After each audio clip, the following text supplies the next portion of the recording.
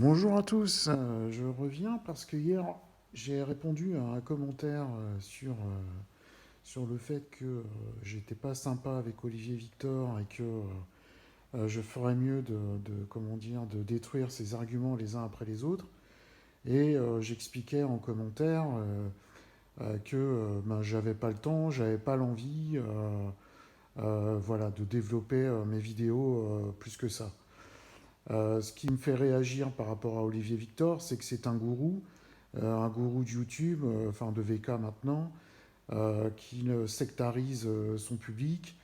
C'est des gens qui s'éloignent de leur famille en racontant des inepties au repas. Du coup, les gens se fâchent entre eux. Et du coup, il y a plein de commentaires de personnes qui le suivent. Et on voit bien dans les commentaires, souvent c'est du genre ah, je parle plus à ma famille parce qu'ils veulent pas me croire, etc., etc. Donc hier, j'expliquais dans ce commentaire que je prenais par exemple, donc c'était hier, hein, je ne savais pas ce que Olivier Victor allait dire, mais finalement j'ai prévu exactement ce qu'il a dit. Donc comme vous pouvez reprendre mon commentaire d'hier sur ma vidéo, sous ma vidéo d'hier, l'affaire des comptes de campagne de Macron par rapport à McKinsey. Donc évidemment, c'est son gros sujet du jour. Son argumentaire, c'est de dire qu'avant, ça n'arrivait pas, alors que c'est faux. Des problèmes sur les comptes de campagne, je crois que depuis Mitterrand, ça existe.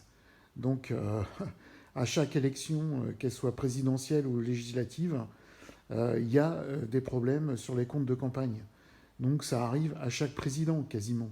Peut-être à part Hollande, où c'est pas arrivé, mais les autres, c'est arrivé.